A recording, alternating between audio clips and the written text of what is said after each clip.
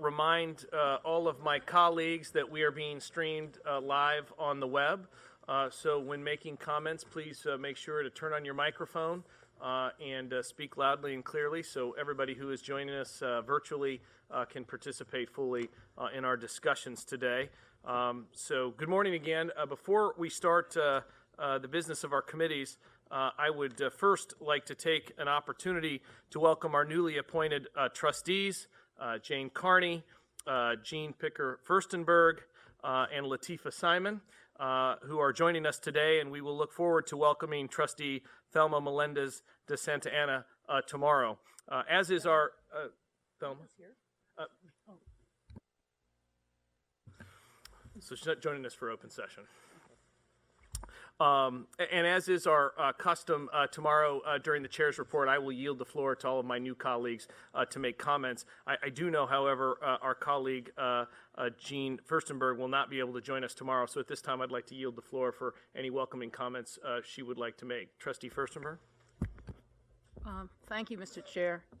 I really appreciate this opportunity because I'm not only honored to be here, but I'm indebted to the California State University system, and let me explain why.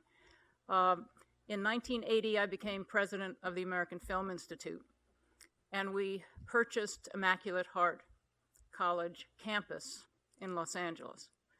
In 1982, we became accredited by the National Association of Schools of Art and Design. And in 1984, we became part of the California Education Facilities Authority bond issue. About 15 years later, we decided it was time to become accredited or try to become accredited by the Western Association of Schools and Colleges. And we went through quite a process. And I'm here today to thank Ruben Armagnana, who was chair of the visiting committee that gave AFI its accreditation. And I've been wanting to thank you in public for a long time, Ruben. I think this is a wonderful opportunity for me to do this. And Ruben, I retired 8 years ago, and I just want to say to you, the best is yet to come, my friend. The best is yet to come. And I'm also very honored that Governor Brown has given me this appointment, and I'm very proud to be here with all of you. Thank you very much. Well, listen, on behalf of all of my colleagues on the board, congratulations to all of you on your new appointments, and we look forward to working with all of you.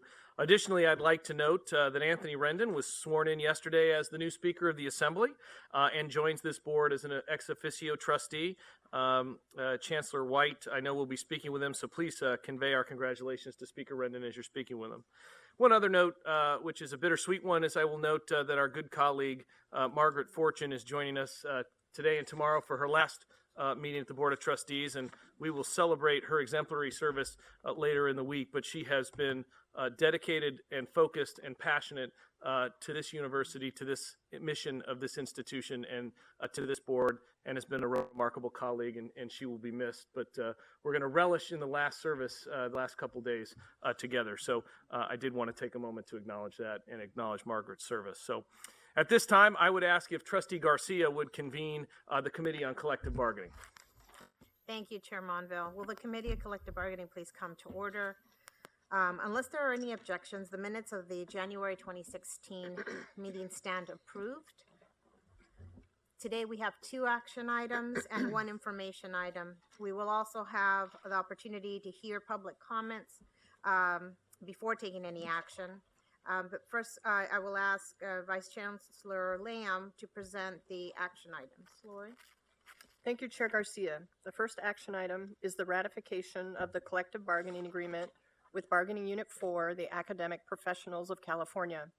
This was a full contract negotiation with the exception of salary and benefits, which the parties had previously negotiated for fiscal years 2015 and 16, and 2016 to 2017. The agreement before you for ratification will run until June 30th, 2017. I would like to take this opportunity to recognize the positive atmosphere in which these negotiations were conducted. Both the academic professionals and the CSU brought constructive proposals to the table in addition to arguments supporting those positions. I believe both parties can legitimately state that for areas of the agreement they consider to be important, significant improvements were achieved. The negotiations were also conducted in a very timely manner. While salary and benefits were not open for renegotiation, the agreement before you for ratification would make significant changes in articles relating to appointment, probation and permanency, sick leave, and other leaves of absence with pay. Staff recommends ratification. The second action item is adoption of initial proposals for a successor collective bargaining agreement with Bargaining Unit 13, California State University Employees Union, or CSUEU, the SEIU Local 2579, English Language Program instructors at California State University, Los Angeles. Both the CSUs and Unit 13 proposals are attached in the printed materials which you have before you. This bargaining unit consists of a small group of English language program instructors employed by CSU Los Angeles. This will be a full successor contract negotiation, and all the articles in the agreement will potentially be open for negotiation, including salary and benefits. CSU has given notice in its initial proposals that it will be seeking to make amendments to multiple articles within the current agreement, including employee status, performance evaluations, and non-discrimination. Again, staff recommends adoption. That concludes my presentation, Chair Garcia. Thank you. We would now like to turn to hear from our speakers. We have a number of you, so thank you for being here. I would like to ask if we could keep comments to 2 minutes just so that we can get to everyone and hear from everyone. So I'd like to ask the first three folks to come forward: Patrick Choi, Carl Kimberlin, Fausto Esquivel.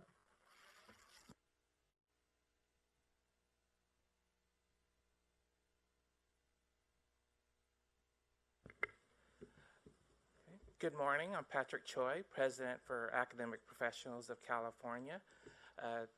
Thanks again for everyone's support through this contract bargaining process, to Lori Lamb for the recommendation, and also to the bigger group of Board of Trustees for your support during the ratification. And also again, I'd like to thank John Swarbrick and the rest of the CSU team for working with the APC bargaining team as we work on the collective bargaining agreement for Unit 4 employees. So we will be at this 12 months later, so just have to live the process. I believe, unless I'm mistaken, CFA is the only other bargaining unit without a contract settlement right now. So APC has received several memos regarding the potential strike action in April. Some memos from the campuses are a little bit more ominous than others. But wanted to let you know that APC will abide by the terms of our contract, but in kind, we would like to make a request to the Board of Trustees and all of the presidents. Please do not ask Unit 4 to plan and participate in classroom activities for any of the affected courses. APC is not interested in performing Unit 3 work during any strike period. What we do hope forever is an agreement between both parties. Thank you.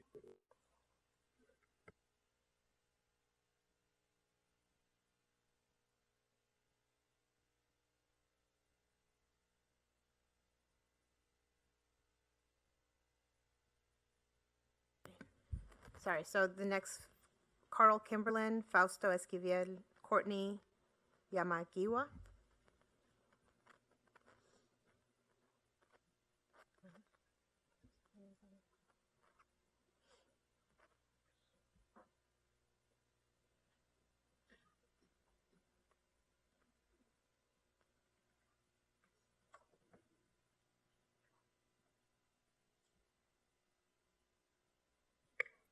Hello. Good morning. My name is Courtney Yamagiwa, and I'm a student at Cal State Long Beach. I'm here to inform you that students stand in solidarity with our faculty as they fight for a fair wage. I can promise you that students will be out there on the picket lines with our faculty during the strike. This is not just a fight for faculty, it's also a fight for students. Because of your greedy allocations of money, some of the best lecturers I've had have had to leave the CSU system to go to another university as a tenure track faculty, or to a community college for a lecturer because they get paid more.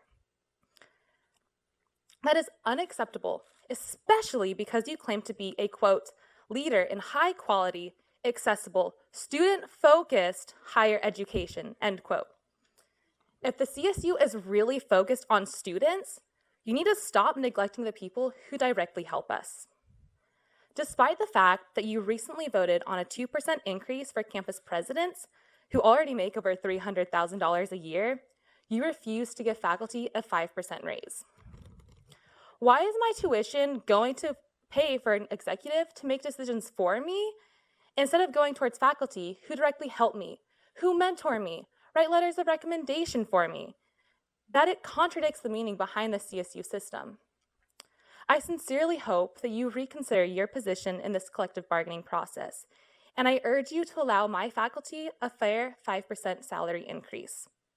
It's not just the strike that will hurt students. It's your inability to accurately assess our needs by neglecting our faculty. Thank you.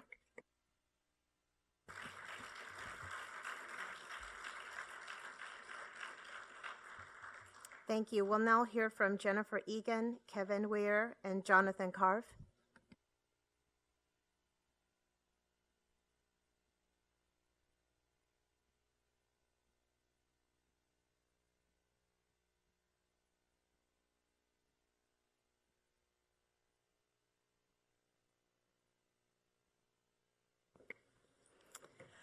Hello again, Chancellor White and board members. I'm Jennifer Egan, president of the California Faculty Association.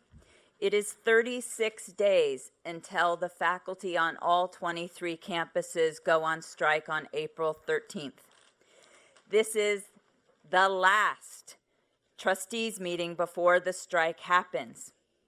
I want to assure you that if we cannot come to an agreement by April 20th after the strike, there will be more to come. I have one question for the Chancellor and the board. What are you doing to avert this strike? I have done everything that I can do to reach out to you and persuade you to make labor peace, to engage in dialogue about the situation of our faculty and the students, and how what's happening to the faculty is affecting students. This should be your first and most urgent priority. Rather than appeals from us in 2 to 3 minute intervals here before the board or at increasingly hostile campus visits, we have offered to enter into a genuine dialogue, and you and the board have been unwilling to talk to us. You cannot continually say that the bargaining process needs to play out. It already has. We're not negotiating anymore. We're waiting for a fact finder's report. The faculty have been communicating consistently for 2 years that 2% is inadequate, and you have not moved. This situation is unacceptable and unsustainable. Chancellor White, you are the leader of this system, so it is on you. The maintenance of your house has languished for a long time with stagnant and uneven salaries, an increasing dependence on a precarious faculty workforce, and inattention to how faculty are treated, how that affects students. This inattention predates the recession, to be sure, and certainly predates your position as chancellor. However, it's your house now. Your house is on fire. Please pay attention. Stop pulling the covers over your head and ignoring the red shirts and the angry faculty in the room every time you encounter them. This conflict will not end on April 20th. This is your responsibility. It's happening on your watch.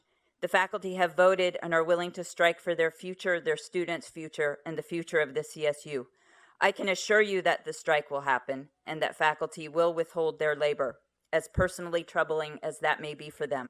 The faculty are motivated, organized, and ready to go out. In fact, some recent communications using language from your office have helped in our organizing efforts. This will be the largest strike in higher education history in the United States. You are the leaders who are avoiding dialogue and fiddling while Rome burns. This should be your top priority, so what are you doing to avert this strike?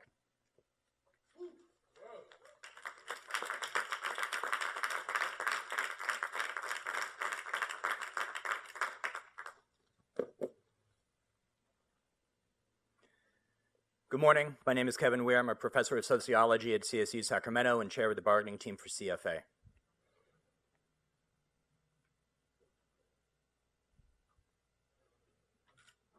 We've been trying to get your attention for a long time now.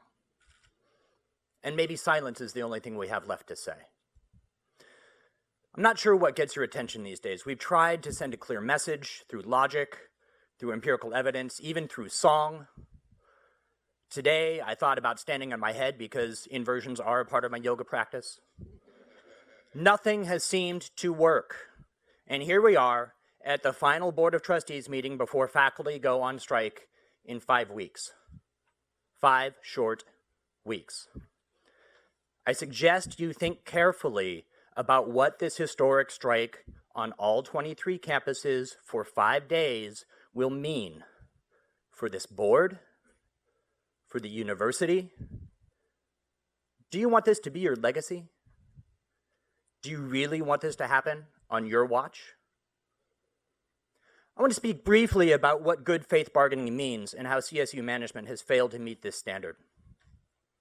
Good faith bargaining would mean meeting with CFA to determine what budgetary needs might be required to fund a contract with adequate salary increases. That means bargaining prior to the budgetary request, not afterwards. It would mean bargaining promptly and with intent, not dragging things out for months or years. Indeed, this is not only a basic tenet of good faith bargaining, it is also California law. And I remind you again, we do expect you to follow the law.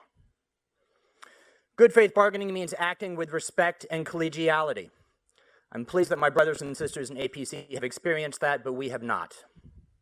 Chancellor White, in your talks on campuses lately, you have said that you have removed yourself from the bargaining process and respect the professionals involved. I'm sorry to inform you that your staff have not acted very professionally. Let me tell you one emblematic story. It is one of many that I could tell. Last fall, during a bargaining session, one of my colleagues gave a presentation about how the low salaries meant that they could not attract and retain enough counselors, and that this contributed to an unsafe situation for students and everyone on campus. What could be more important than that? It was a moving presentation, and yet your staff, the ones you respect and think are professional, sat there playing on their phones. I don't know if they're checking their email, surfing the web, maybe they're buying a new pair of shoes. This is not professional conduct. This is the conduct of my worst student in the back row with his baseball cap turned down, playing with his phone, ignoring the lecture. This does not even rise to the basic level of human respect, let alone good faith bargaining. It is time, Chancellor White, that you no longer remove yourself from this process and actually give direction to your staff to avoid this strike. This Board of Trustees has lost the trust and respect of faculty due to this unwillingness to bargain in good faith. And that is why we will go on strike, unless you take action now to avert a major historic disruption to the CSU system starting April 13th in 5 short weeks.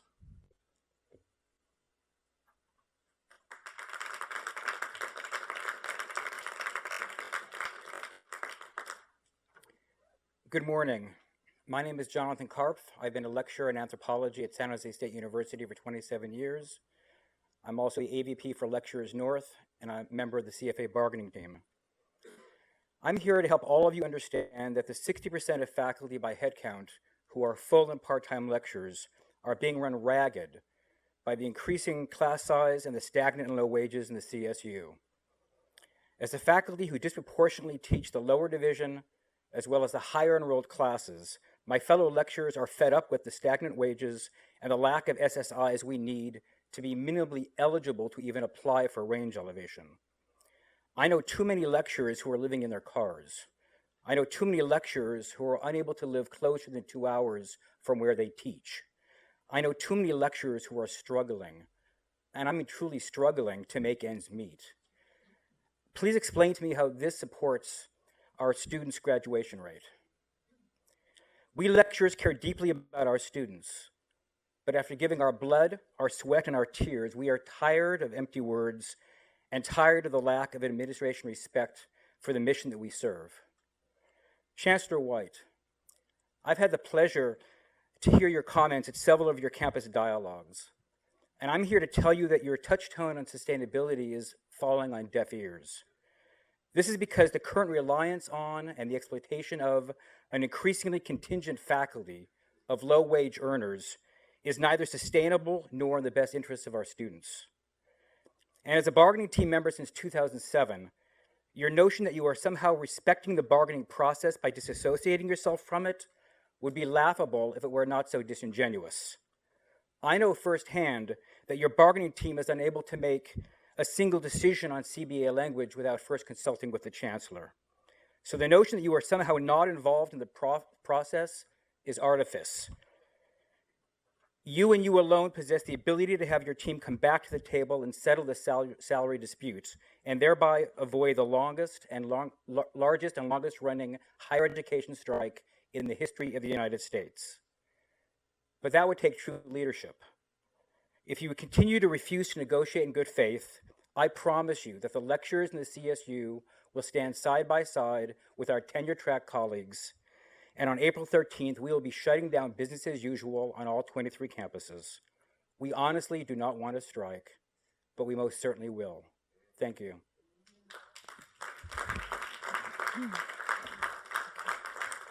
I'd like now to ask David Bradfield, Lillian Tays, and Pat Gant.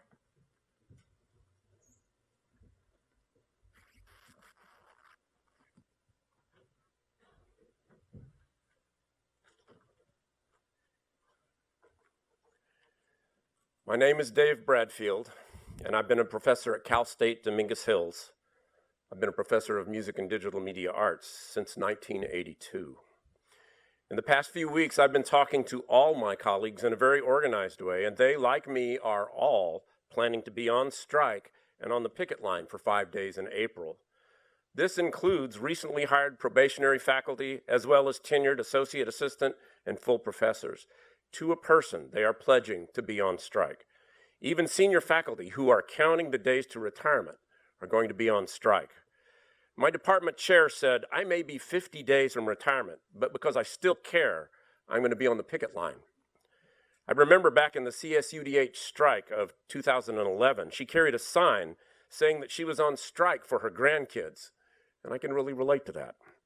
My youngest child, now contemplating graduate school, is discouraged about the prospects of an academic career because she's seen firsthand how difficult it is to get by, especially for new faculty, but also for continuing faculty.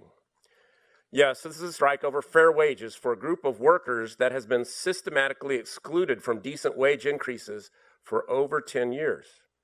You may talk about how you value our work, but your actions just don't match what you say. The lack of fair, sustainable wages for all faculty is just a symptom of greater issues affecting this institution. The lack of fair wages for faculty and staff has a long-lasting negative impact on the entire university and the communities that we serve. So if you ask a tenure-track faculty member why we are striking, you will hear the following answers. We are striking for our students. We are striking for the profession. We are striking for the institution. We are striking for our colleagues. We are striking for our children. We are striking for our grandchildren. And we're striking for the citizens of California. No, I don't want to strike. I'd rather be teaching my music and digital media arts classes. But I will strike, and we will all strike, because it's the right thing to do. Thank you.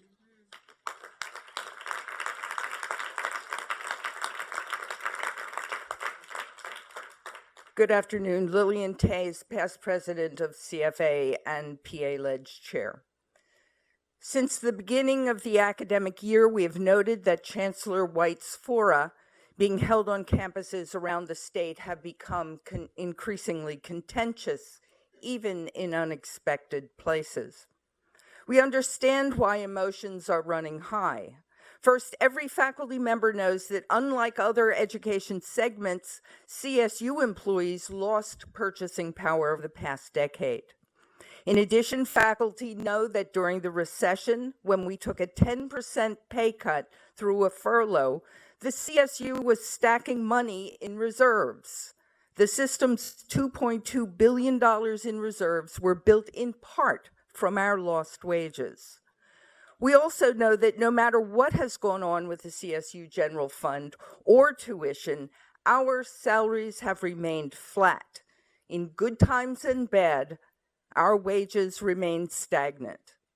As a result, when the leader of the system, who himself earns in excess of $430,000, comes to campus and tells faculty whose average yearly earnings is $46,000 a year that they can't have a 5% raise because other things are more important and we must live within our means, it is not surprising that faculty and staff have a strong negative reaction. When our chancellor suggests that he cannot be held accountable, he cannot put the toothpaste back in the tube because some economic decisions did not happen on his watch, people get furious. As the chancellor of the system today, you must take responsibility to correct the inequities that plague our system now. You may not ask us for patience. You and those who came before us have exhausted our patience. Finally, in a recent forum, Chancellor White suggested that the CSU budget only allowed for a 2% raise, implying that there was no more money for compensation now. We all know that a budget is simply a plan for how to spend money, not an accounting of how money must be spent. Resources are continually shifted around in budgets as needs and demands arise. If, for example, I budgeted $100 for my electric bill, but instead received a bill for $150, we can all guess what would happen if I told the electric company, sorry, I only budgeted $100 for my electricity. If I did not adjust my budget, it would not be long before I was sitting at home in the dark. In 36 days, on April 13th, for the first time in the history of this system, you all will find yourselves sitting in the dark. Faculty on 23 campuses up and down this state will be on strike. We don't want to strike, but we will. This issue will not go away, and make no mistake about it, these kinds of actions will continue until there is a fair agreement.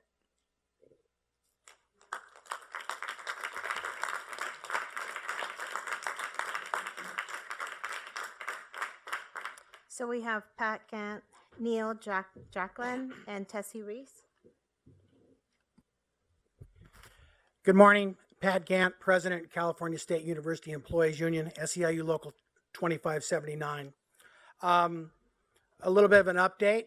You notice today we don't wear badges, so apparently the policy has been somewhat relaxed to come into this room to speak to you today. But I still have an ongoing question about people on this side of the wall you treat as guests, or actually most of us are employees. And the added years of service on this side of the wall probably outweigh all of the years of service, sweat, and tears greatly on the other side. So please respect that we're not guests, we're employees, and we have much more invested in the system than any of you at any one time.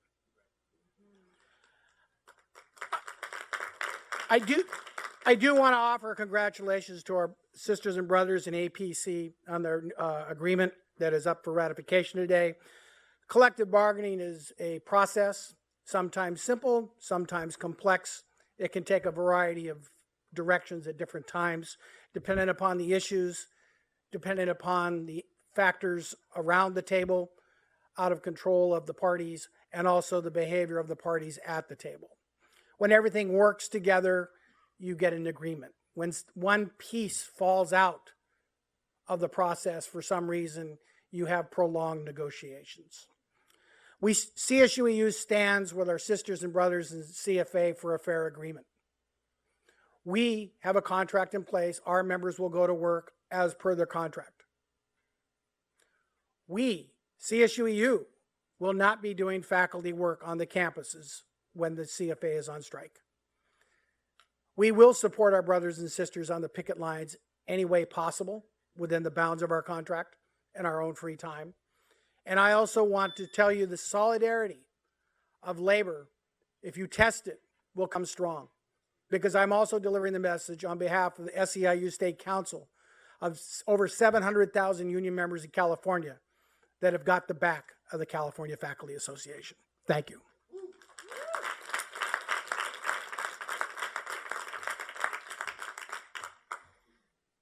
Good morning. My name is Neil Jacklin. I am the VP of Organizing for CSUEU. I will hold my comments for another day and ask you to respect my fellow union members and respect the hard work they do. Thank you.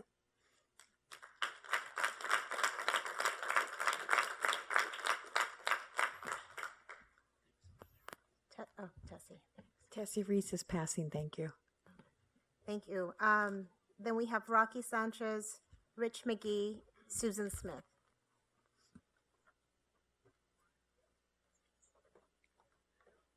Rocky Sanchez, Bargaining Unit 7 Chair for CSUEU. And this is the third time the subject that I'm bringing up is surveillance cameras. Imagine my surprise when I find out that campuses have not notified CSUEU that they have surveillance cameras up and running and monitoring. Why? Why have we not been notified about this? Aren't we supposed to be bargaining in good faith? Apparently, the good faith that you put with CFA, you're doing to us as well. And I support CFA. I support my faculty because I work in an academic office, and I see what they go through. Again, I'm going to go back to the surveillance cameras. Why aren't CSU EU headquarters notified about the up and coming and running of those surveillance cameras? What are you monitoring? Thank you.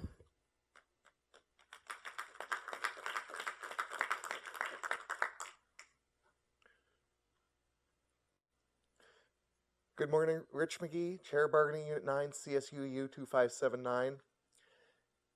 We keep hearing Chancellor White talk about the state budget does not cover all the possible needs of the CSU. We have to make do with somehow finding a way to do more with less, making the budgets cover, economizing where possible, and we're repeatedly told during bargaining about a process called synergy, using the experience, the wisdom, the skills of a group of experts to save money. I'm calling on CSU to live by those words and apply the principles of synergy to bargaining issues. Repeatedly, we are notified by individual campuses that they have a need, a policy, a change.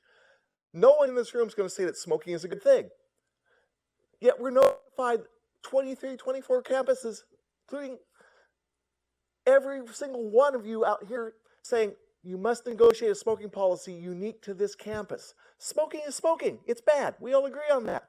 Why not one centralized smoking policy saying, here it is, we're done. We're now being told video surveillance policies have to be negotiated at each campus. This is a tremendous drain on your staff's resources. We're now being notified of bicycle policies. Bicycles are good. We all know that. No problem. Put them on every campus. Have one central policy. Let us please meet once, meet central, save your staff time, save the taxpayers the money, and apply those savings to the salaries of the faculty and staff who deserve it most. Thank you.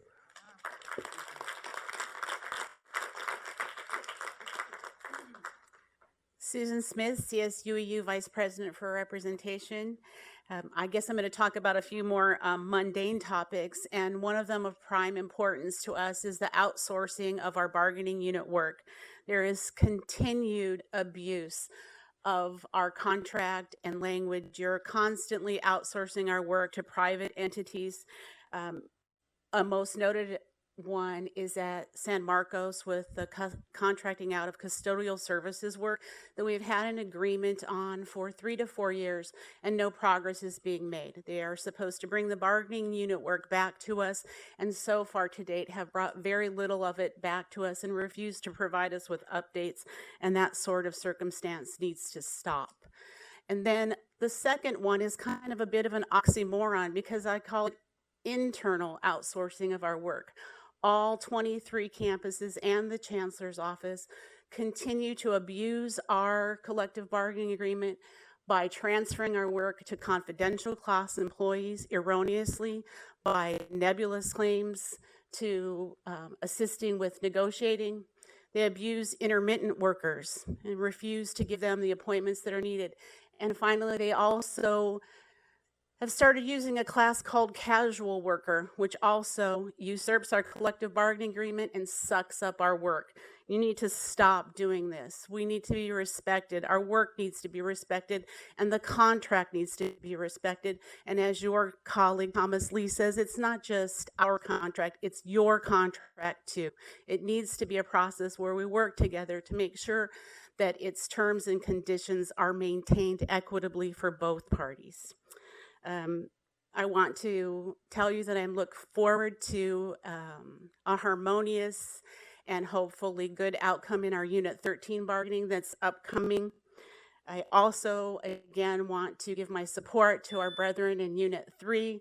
We stand in solidarity with you, and I can tell you one thing for sure, despite the very nicely gauged warning letters about our participation in a faculty strike, make no mistake, CSUEU supports the California Faculty Association, and we will brook no breach of our contract by requiring us to do faculty unit work during this strike.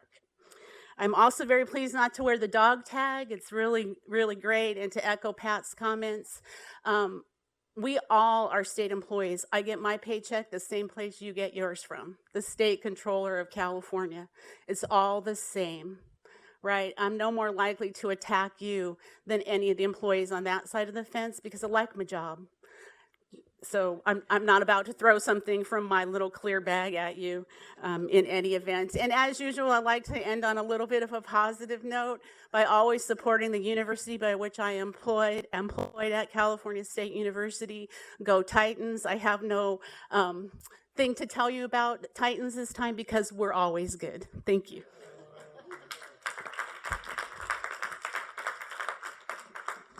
Thank you, everyone, for your comments, for taking the time to be here.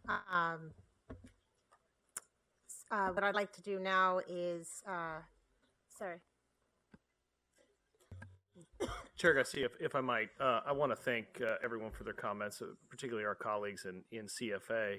I don't think anybody relishes where we all are today. I think we all recognize that we continue to be historically underfunded, and that this board, the chancellor's staff, our colleagues in labor, our campus leadership, we're all going to be better off if we're all working together in Sacramento to properly bring home the funding that this university system so justly deserves, and that will allow us to have the means to do the best we can for all of our employees. And so we look forward to continuing to work with you in Sacramento to properly secure the funding that this system needs and it deserves to bring resolution to this and so many other issues that face our staff, our faculty, and our students. With that, Trustee Garcia, thank you. Thank you, Chair Monville. We have two action items. Before we move on those items, are there any questions, comments from the trustees?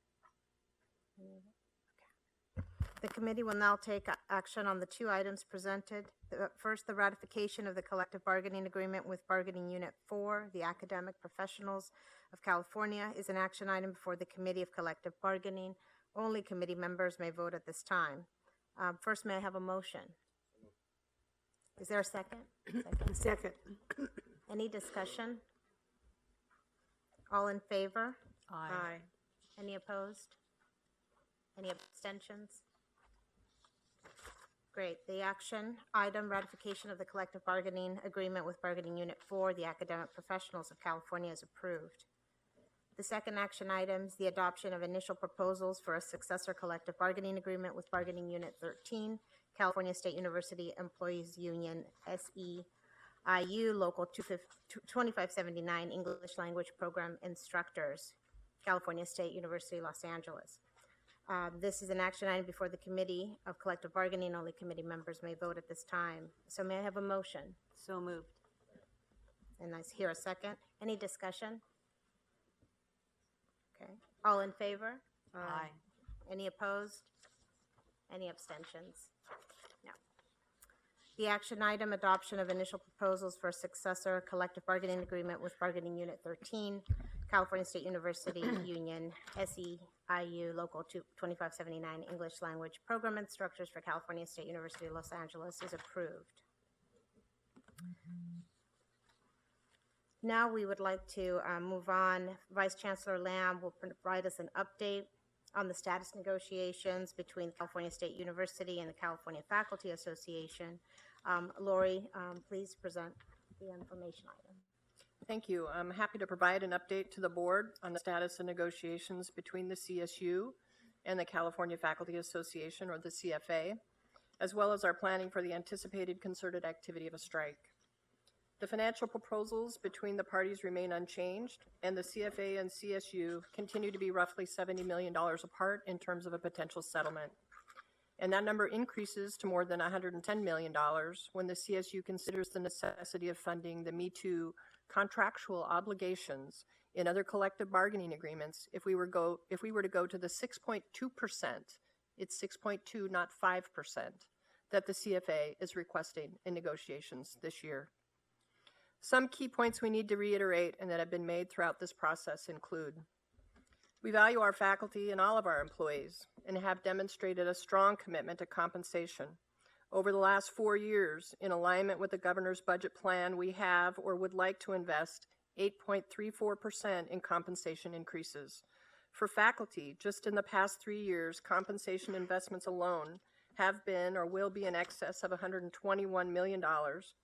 And we've also made significant non-compensation investments in faculty support and success, things like research, startup costs, moving, and promotions, exceeding $100 million. In addition, we must remember the excellent health and other benefits all of our faculty and staff receive that are virtually 100% paid by the CSU. Is this enough? No, and it's not for our other employee groups either. But it is movement in the right direction, one that we seek to continue in the years ahead. We recognize the stories we hear from faculty regarding financial concern are real, and particularly for part-time employees, we acknowledge the pain so many of them have in making financial ends meet. We understand faculty have lost purchasing power, but so have all other employees and all other Californians for that matter. And we know the multi-year timeline it took for the recession to play out and hurt the economy, businesses, families, and communities, including the CSU, takes a multi-year plan to dig out from. This is just common sense when the state reinvestment in the CSU has still not achieved the pre-recession value by several $100 million. But you as a board must balance many competing priorities for limited resources. As you know, 61%, it's up from 59% last year, of our total resources as a system are spent on compensation and benefits for our employees. These are essentially fixed costs, and we have many other fixed costs, such as infrastructure, technology, buildings, and equipment. The CSU also now has the responsibility to fund our own deferred maintenance, estimated at $2.6 billion, and any new construction. We must plan for this. We also have thousands of qualified students that we are turning away because we don't have the resources to serve them, breaking the social compact with the state of California. We continue to maintain that on balance of all of our responsibilities and needs and financial capacity, 2% for faculty is appropriate. It is the same amount all other employees and their unions have accepted and or received. This 2% is based on the board's budget that was funded by the legislature and the governor. We have said before, our compensation challenges were created over multiple years and we need a multi-year solution. We cannot solve this in 1 year, particularly where, as now, we are 3/4 of the way through this fiscal year and the bulk of our operations and spending are behind us. At this stage of the year, students have enrolled, courses have been scheduled or taught, and faculty have been hired to teach those courses. Our operating budget is fully committed. We need to find a path forward that acknowledges this reality and does not result in a budget cut to every one of our campuses. The CFA is often speaking about 2.1 billion, or you heard 2.2 billion just a moment ago, in reserves that are available to spend on compensation. This is simply inaccurate. Roughly half of that amount is for auxiliary organizations, and we're legally restricted from using these funds for faculty compensation. From there are both capital and operating reserves. Limited operating reserves that exist are one-time funds that cannot responsibly be spent on recurring obligations such as employee compensation. The board must also be prudent stewards of its resources. We need some measure of reserves, generally 6 months operating expenses, to be prepared for economic changes and unanticipated events or emergencies. What we have now constitutes roughly 2 months worth of expenses. This is on the lean side, and we need to grow this amount, not reduce it. Otherwise, we jeopardize our credit rating, which jeopardizes bond financing, and the cost of borrowing money increases. As a result of these factors, we are still, unfortunately, in the formal fact-finding process with the CFA. Both parties submitted briefs to the fact finder on February 18, 2016. The fact finder has indicated we might expect a decision in the middle to late March. That decision will be precipitated by a draft decision, which the designated representatives of the CFA and for CSU will have the opportunity to review and provide feedback. Thereafter, a formal recommendation will be made by the fact finder. It's important to remember that the fact finder's recommendation is not binding on either party. Once provided by the fact finder, there will be a 10-day quiet period wherein the parties are required to review the report and its recommendations and continue to attempt to resolve the matter. If there is no resolution, and after the 10-day period expires, the CSU can implement its last best offer, and the CFA can begin its concerted activities. To again provide clarity on this topic, the funds the board budgeted for a 2% compensation pool are available now to pay faculty in this process, retroactive to July 1, 2015. Once authorized, it will take approximately 60 to 90 days through the State Controller's Office to process the back pay and recurring increases, meaning faculty can likely expect to see some increases in July or later. We all wish it were sooner so that we could get money into the pockets of faculty. Because the CFA has announced its intention to engage in a 5-day strike on each campus in April, we are well into campus preparations for that potential strike.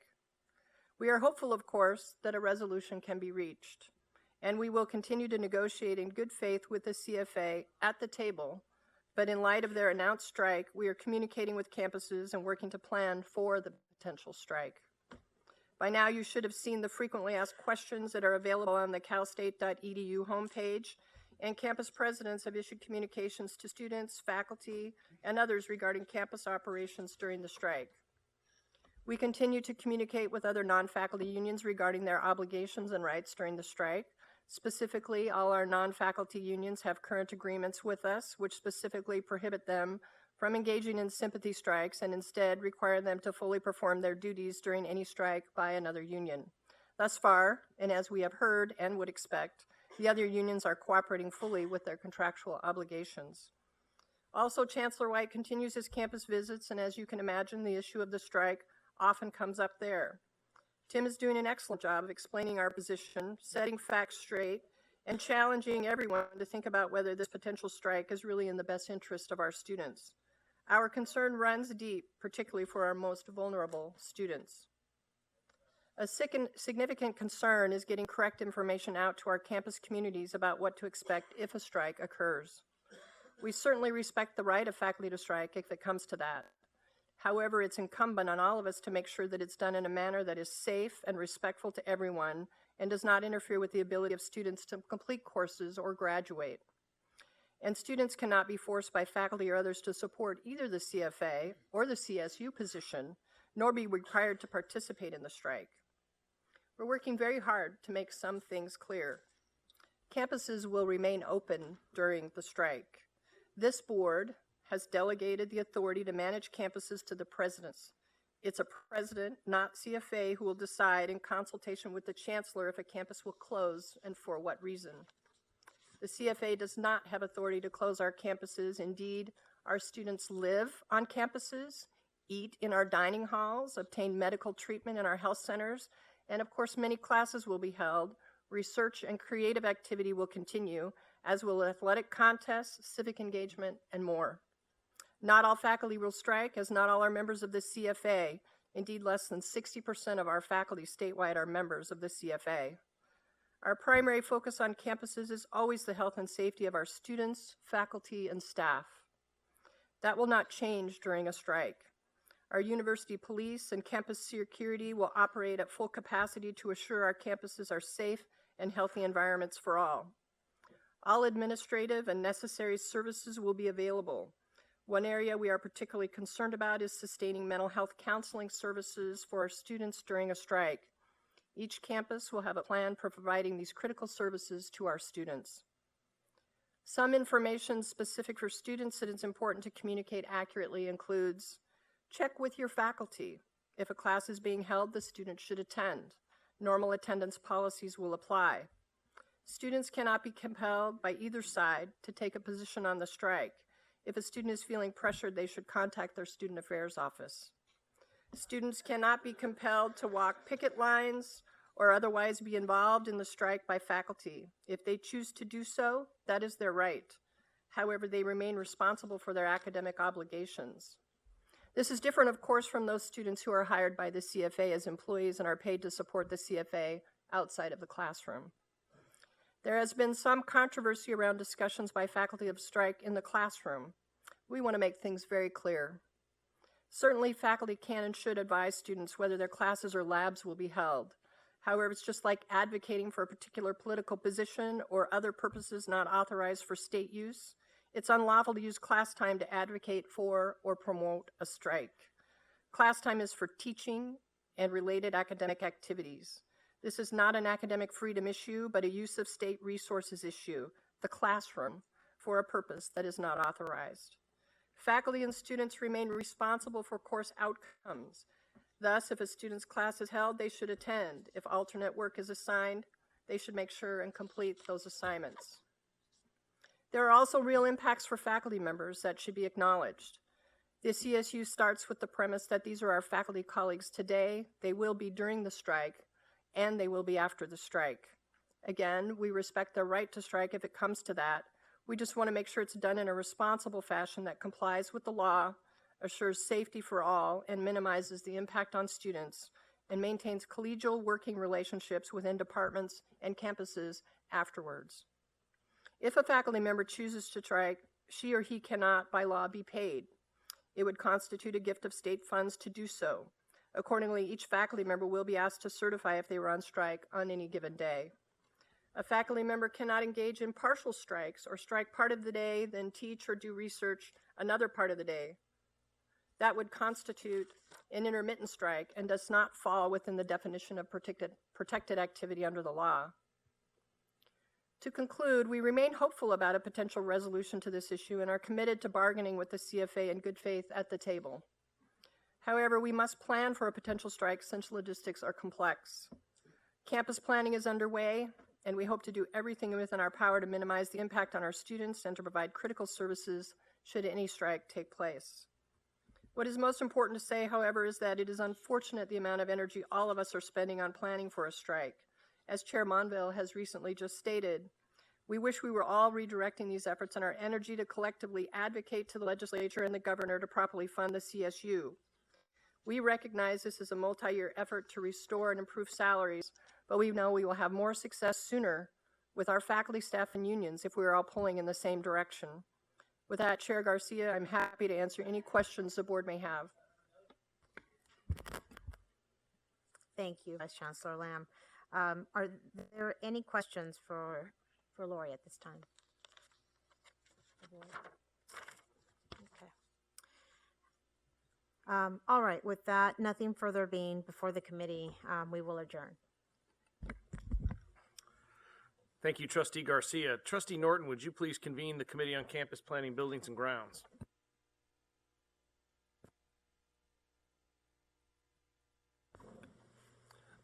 I would like to call to order the Committee on Campus Planning, Buildings, and Grounds. Today's consent agenda consists of the minutes of the January 26th, 2016 committee meeting and 3 action items. Would any committee member wish to remove any item from today's consent agenda for separate consideration?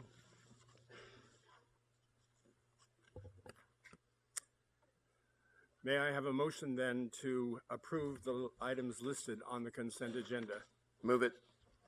Second? All those in favor? Any opposed? Any abstentions?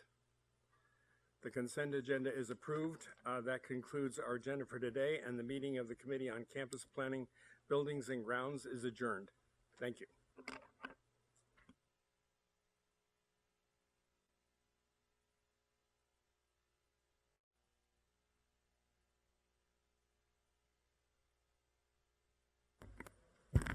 We've lost our chair for a second. Trustee Kimball, will you please convene the Committee on Organization and Rules? Good morning. I would like to call the Committee on Organization and Rules to order. We have one public speaker, Carmen Ann Huxley, student from SULB. Will you please approach the microphone? CSULB.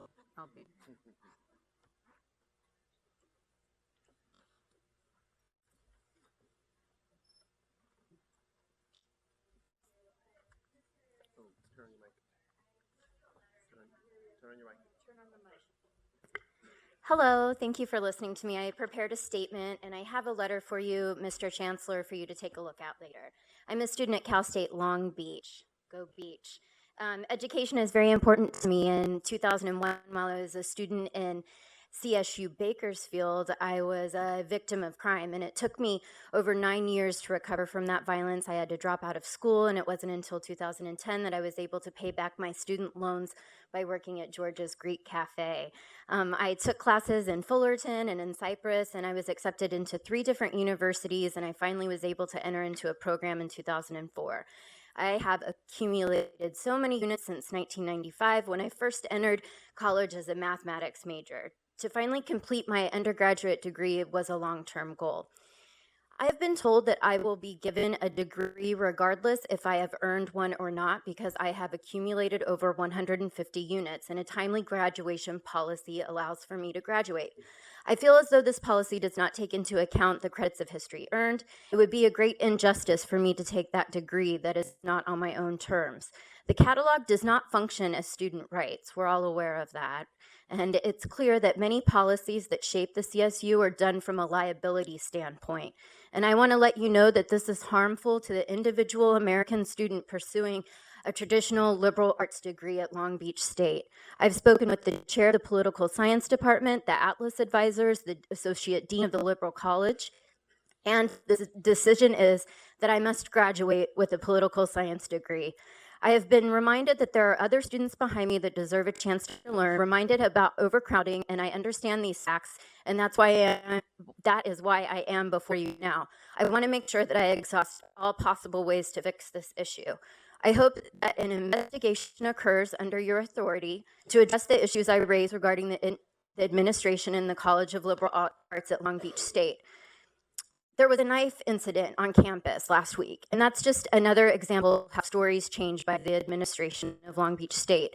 When I went to the Atlas advisor, the story changed, and you can read this and whatnot. But the truth is that students are not given the senior seminar that is required. And one of your duties as chancellor is to issue degrees, and I'm asking you to please address the systematic issue of not having the proper amount of senior seminars for students. If you ask the department, they will claim that the classes are based on enrollment, but there's some fudging of numbers going on. They claim that they have the authority to alter curriculum and that there's no mechanism in place for students. I deserve the opportunity to complete a degree of my choice, and since political theory route did not work out for me, I am asking to be allowed to complete a philosophy or a classics degree so that I can focus on ancient Greek political thought like I originally wanted to. I would like to eventually earn my master's degree at CSU and maybe even work for the CSU. If this is the end of our relationship, so be it. But please support my decision to change my major to philosophy or classics and remain a student at Long Beach State. Please investigate the political science department's compliance to your own expectations, and please do not mail me a diploma that I haven't explicitly consented to. Thank you. Thank you. Today's consent agenda consists of the minutes from the January 27th, 2016 committee meeting. If there are no changes, the minutes stand approved. We have one item on today's discussion agenda, which is the revision of the standing orders, delegation of capital outlay project approval, and schematic design approval. A revision has been made to the item only, not attachment A. The revised item has been provided to you. The revision corrected proposal number 3 on page 2 to reflect approval of schematic design only of all remodel and utilitarian projects regardless of costs and not the budget. This is an information item for the board to consider revisions to the standing orders. The proposed change is in the alignment with previous board discussions to reduce the number of transactional items requiring our approval to allow us to focus on matters of vision and strategy for the system. Executive Vice Chancellor Steve Relia will introduce the item. Thank you, Trustee Campbell. As you've indicated, the item is proposing to expand the trustee's delegation of authority to the Chancellor to act on behalf of the board to approve capital outlay projects and schematic design for projects with an estimated cost of $5 million or less. This is an increase from $656,000, the current threshold for minor capital projects, and that 656 was recently increased from a threshold of 634,000. This is an information item with the intention of coming back to the board in May as an action item. I'll now turn the presentation over to Assistant Vice Chancellor Vi San Juan to go into a little more detail. Vi? Thank you, Executive Vice Chancellor Relier and Chair Campbell. The standing orders define the delegation of authority from the trustees to the Chancellor and to other California State University officials such as General Counsel, the Treasurer, University Auditor, and Presidents. The standing orders related to capital outlay were revised in 1999 to increase authority delegated to the Chancellor to carry out the work of the trustees. The delegated authority, as currently exists, allows the Chancellor to approve the budget and scope of minor capital outlay projects. Those projects are defined by Department of Finance based on the dollar value, and as Steve mentioned, that dollar value was recently increased from $634,000 to $656,000. So the Chancellor is delegated authority currently to approve those projects. And also, the board approved the Chancellor's delegation for schematic design for new construction valued at $3 million or less. He also has currently approval for all interior remodels and renovations, the schematic design approval, and utilitarian projects such as site development, utilities, heating, cooling facilities, landscape surface parking. So if you think of presentations to this board, you never see schematic approvals of parking lots or utilities because those are already delegated to the Chancellor or his designee. You see projects for schematic approval that are over $3 million in value, or those that are architecturally significant, or those that have some concern potentially with a CEQA item. So those come forward to the board now. In July 2004, the board adopted a less prescriptive rewrite of the standing orders to focus on the delegation of authority in practice and intended to make the document easier for the public to read and understand. The rewrite was not intended to make substantive changes to authority delegated to any officials of the California State University. And when these were written, it eliminated some of the specificity that existed before, although as staff we've continued to maintain the previous delegation. The proposed changes to the standing orders are in two areas, both an expansion to the authority previously granted. First, we propose the trustees expand authority to the Chancellor to approve the budget and scope of capital outlay projects from $656,000 to $5 million or less. This change is not expected to change the board's approval of the annual capital outlay budget or the 5-year capital improvement plan, or the categories and criteria for program prioritization. It is envisioned as reducing the number of project amendments brought before the board for those campuses that were not able to define its major capital outlay program and projects to be printed in the capital improvement plan. So for example, the projects that were in the former item and under campus planning, those were presented to the board in November of 14. So you see amendments, the board is presented amendments to the program after that date as a result of a difference in timing as the project was developed. The second proposed change is to expand the Chancellor's authority to approve schematic design for projects valued at $5 million or less. Currently, the Chancellor is authorized to approve schematic design for new construction estimated to cost $3 million. And for all, he's able to approve schematic design for all interior remodel projects and utilitarian projects regardless of costs. Any architecturally significant projects or those with significant, unavoidable environmental impacts still come forward to the board for approval. That this proposed change in authority granted to the Chancellor will reduce the number of transactions coming before the board, with the increase in capital outlay authority approved by the legislature in June of 2014.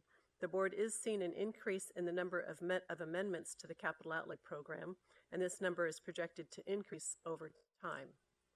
In 2013-14, for example, there were 16 amendments to the capital outlay program. In 2014-15, there were 14 amendments. In 2015-16, to date, as of this March meeting, there have been 25 amendments.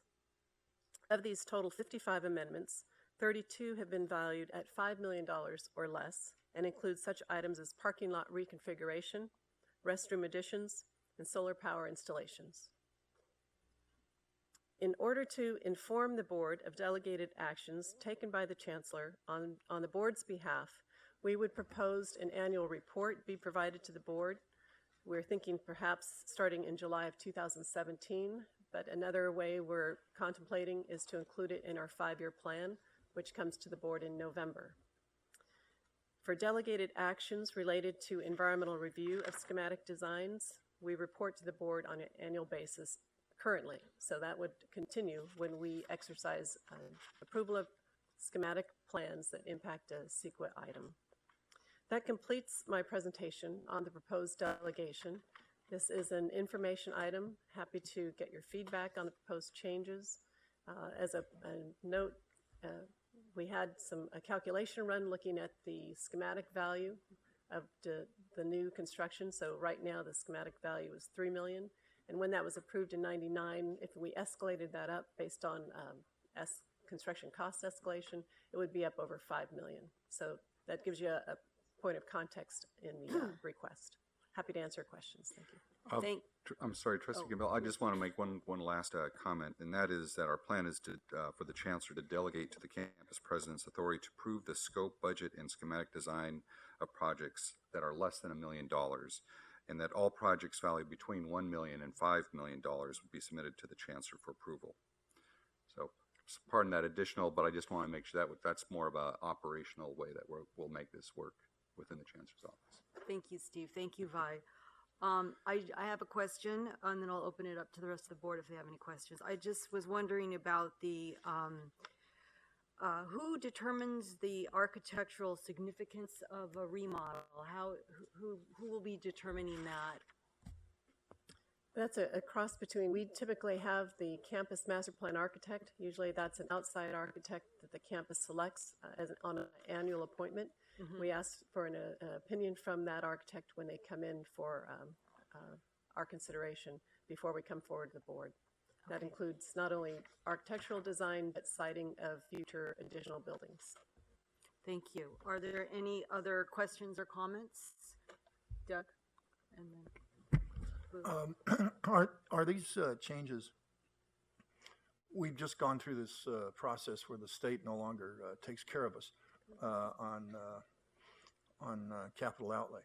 Are these projects part of that we now are responsible for instead of the state watching over them? It is related. So the change in the statute in 2014 gave us greater authority on the use of our funds, the use of the operating funds. So this is a change in standing orders as those projects come forward through design. I must say, I of course, would be happy to delegate these things to the Chancellor and not, have it a little easier here on the trustees meetings. On the other hand, it concerns me a little bit that this might be a bit premature in light of those responsibilities. I don't know that we've really gone into the impact of that change, and we've talked about it and what that change means for the future. So every time we spend a dollar, if it comes down in the future that the state doesn't give us that dollar, we have to figure out where we're going to get that dollar. And we know the various places it could come from, and none of it is too pretty. So my concern about this at this point is it seems a little early to be giving up the responsibility of the trustees, in effect, to make life more convenient for us. I appreciate the convenience possibility, but I'd feel more comfortable maybe next year taking a look at this now, once we know how all this is going to impact us. This sort of goes in line with a little bit of concern I have about looking at some of these new larger construction proposals and, whether we should take a harder look at some of these things in light of what the future may hold. So I have a little concern on that, but Chair Monville, and then Trustee Taylor. Yeah, Trustee Kimbell, I just want to applaud you and your committee for taking a look at this. I think something that all of you have been hungry for is finding places where we can be more efficient in our debate, so we can spend more time on some of the matters that are more substantive for us. I think I know that Steve Relly and his team have looked at UC and other similar peer institutions for similarity and find that this policy is to be very closely in line. While I am certain I am sensitive to Trustee Fagan's comments, I think campus presidents in particular are acutely aware of not taking on more new budget responsibility than they can handle. And I do think that this board will continue to be well served if we are focusing on some of the larger, more substantive policy matters. And so I wholeheartedly think this is a move in the right direction and applaud the committee for taking this step. Trustee Taylor. I'd like to echo Chair Monville's points. We did wrestle with this at the University of California about 4 years ago. We set that limit actually at $50 million. So I think $5 million is a small step in the right direction, and I would strongly encourage committee members to support this change, allow us time to focus on the really big projects that are architecturally significant, environmentally sensitive, or just challenging for a variety of reasons. I think that's the highest and best use of our time. Trustee Eisen. I also am happy to not have more things to approve on this board than we need to, but I have this sort of innate curiosity about what goes on the campuses in terms of what's being built, what's being considered. But I think I'm understanding you to say that we'll get a report on this kind of activity. We simply won't have to approve it each and every time. Is that accurate? That's right. We will show the projects that have gone forward under delegated approval on an annual basis. And we're thinking we'd include that in the 5-year plan where we show previous projects that have gone forward. Okay, thank you. Trustee Fagan. certainly understand the concerns. And the one thing I would caution, I hope, is that we don't get into the lofty atmosphere where $5 million is peanuts. $5 million to a lot of people is $5 million. And we should always take those issues very seriously. That's $5 million in funds that may come from taxpayers and tuition and all those issues. So I hope no one in the real world gets the idea that we're denigrating $5 million as not much. If I may, because Trustee Fagan, you and I are 100% in agreement on that point, without a doubt. I would also add that the many, many months that bringing a $700,000 project to the Board of Trustees for approval that is added to the process also costs money. And there's savings by virtue of that efficiency. So in some ways, I don't think we're giving up oversight. We get reports. But on the other hand, I think in many ways we're saving money for taxpayers and students who are paying the bills on the smaller projects on our campuses, and frankly, ultimately trusting the Chancellor and the President to make good decisions. And with all due respect, if they don't make good decisions, they probably won't be around long.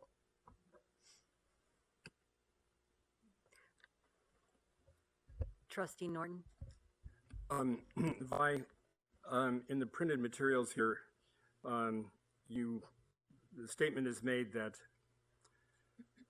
details pertaining to the Chancellor's delegated authority over the design of capital projects of $3 million or less in all remodel and utilitarian projects was omitted when the standing orders were revised in 2004.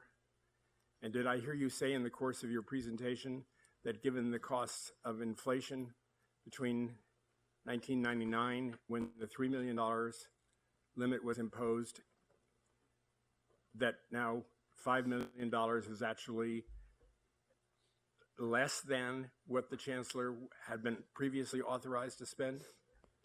Right, if we escalated up based on inflation, the $3 million from 1999 to now, that number is 5.25 million. So the proposal is 5 million, which is slightly less than the inflation. So then is it true to say that there's really not that much of a net change in terms of the authority given to the Chancellor? In purchasing power, yes. Thank you. And Trustee Day. Thank you, Chair Kimball. I'm not on the committee, but this item obviously implicates finance as well as campus planning. So I was interested, Vi, if you could maybe provide a follow-up memo to the board. I know you had the statistics. How many projects in the last year? And then of those, breakdown of the under 5 million, how many of those went on consent? That'd be helpful, I think, to educate the board. I would concur with Trustee Fagan. I think it's good that we keep a close eye on this, so maybe we can have a system. We don't need to wait every 5 years. Maybe you can do a memo once or twice a year, just every 6 months, to update the board, perhaps, to consider what's been approved. But I also would concur with Trustee Taylor. When I worked at the County of San Diego, we did an analysis, for the Board of Supervisors as they put together their agendas every week, as much like we're putting together our agendas. And the cost to prepare one item on an agenda was substantial in staff time.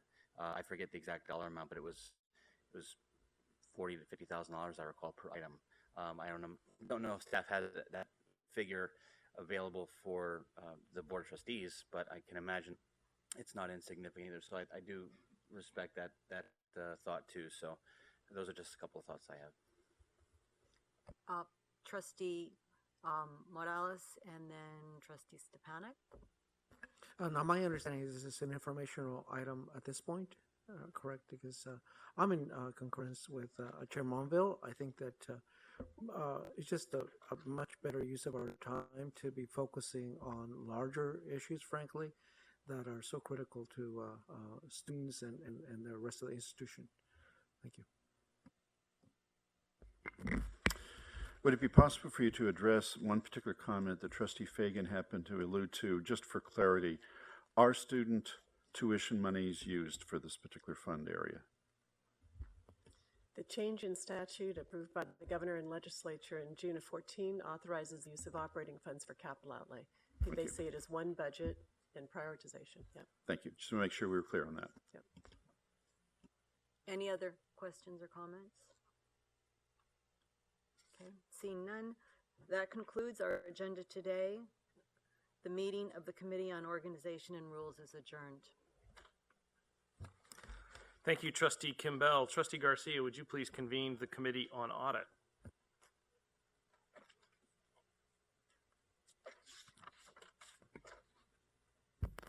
So we're going straight through here. Got it. All right. Thank you, Chair Monville. Will the Committee of Audit please come to order? It is now time for the committee to consider today's consent agenda. Would any committee member wish to remove item 1 for separate discussion?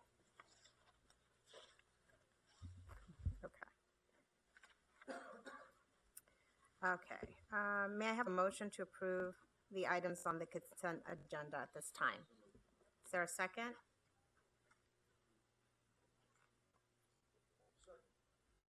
Second? Okay, here a second. All those in favor? Aye. Any opposed? Any abstentions? Great. The items listed on the consent agenda are approved. Okay. Sorry. So the committee has 3 items on today's agenda.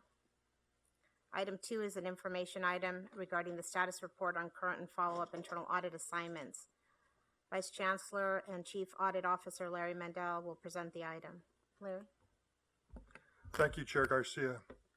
Item 2 in your agenda includes both a status on the 2016 audit plan and follow-up on past assignments. In your packet is an updated attachment A for the status report that shows progress since the agenda mail-out. Those numbers and letters in green reflect the updates since that mail-out. The left-hand side of the first page indicates progress to date on the 2016 audit plan, which was approved at the January board meeting. Some of the 2016 audit assignments are currently in process, namely auxiliary organizations, information security, student activities, cloud computing, academic department, fiscal reviews, and delegation of authority. The right-hand side of the first page and all of the second page indicate progress made toward completion of recommendations. Campuses and Chancellor's Office continue to do a good job completing the recommendations on a timely basis. The third page gives a status report on our reviews of construction projects. Both the reviews and associated recommendations are being completed timely. If you have any questions on the status report, we'll take them at this time. Any questions? Thank you, Larry. And also just for our new trustees, with respect to the Committee on Audit, just for your assurance, confidence, as the audits are moving forward in our plan year, if there are any significant findings, those are brought to the attention of myself as chair of the Audit Committee and the vice chair. So we are staying on top of those audits as they move forward. But luckily, there is nothing to report at this time on that. So now, thank you, Larry. Item 3 is an information item regarding the report of the system-wide audit and financial statements in accordance with generally accepted accounting principles, including the report to management.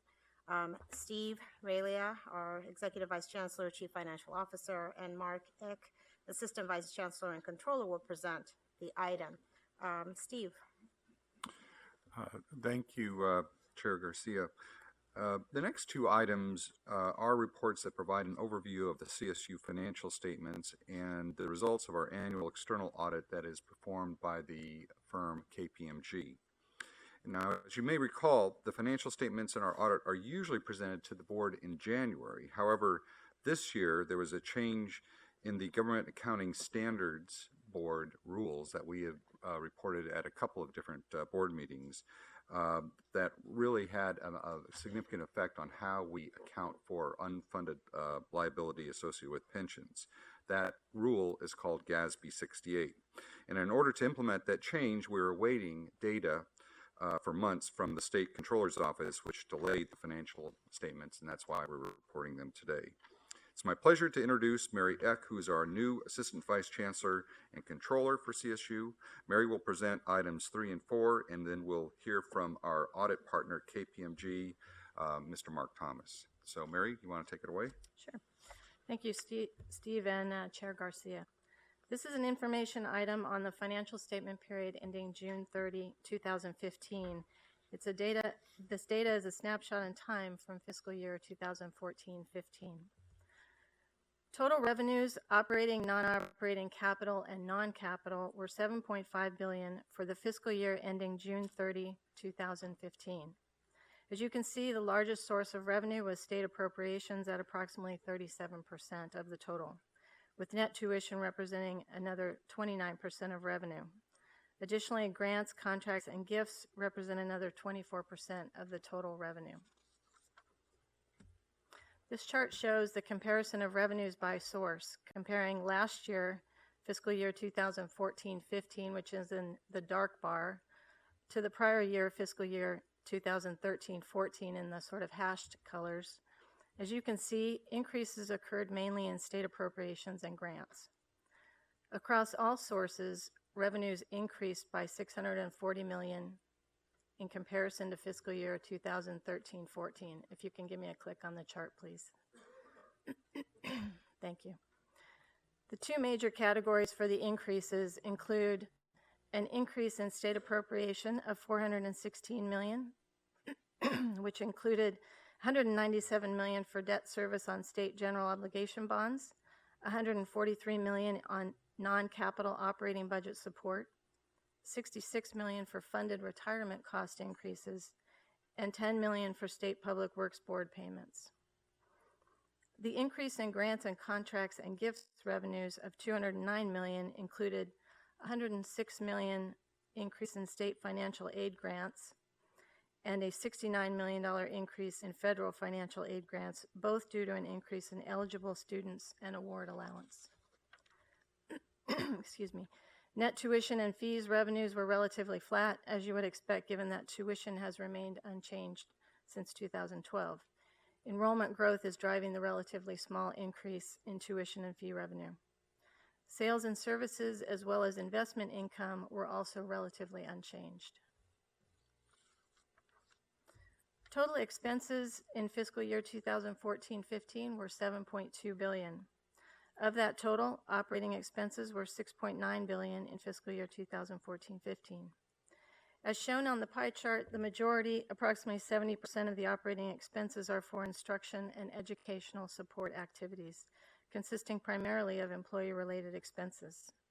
Additionally, non-operating expenses were $329 million. This chart shows the two-year comparison of operating expenses by category. In summary, the total operating expenses increased by $334 million. This was largely made up of employee salary and benefit growth of $186 million, supplies and services of $103 million, and student grants and scholarships of $31 million. The most significant increases obviously were in the instruction and educational support activity. Additionally, non-operating expenses, which are not depicted on this chart, also increased by $103 million, due mainly to the $189 million in payments to the state general obligation bond debt service. As Steve mentioned earlier, there was a change to the governmental accounting standards with regard to pensions. This is the first year that CSU will reflect the data in our financial statements. The changes are designed to improve transparency regarding total unfunded pension liability for each state entity. As a result, the net position for the beginning of the year was restated, and our proportionate share of pension liability is $5.5 billion as of June 2015.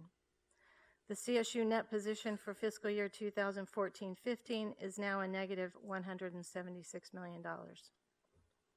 The net position for information without this restatement would have been $5.8 billion versus $5.7 in the previous year's report.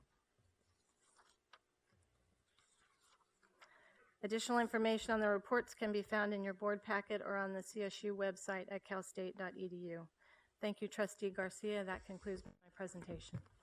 Okay, thank you. So I'm sorry, I might have had my notes wrong here. So this was just on item 3. We still Yes, ma'am.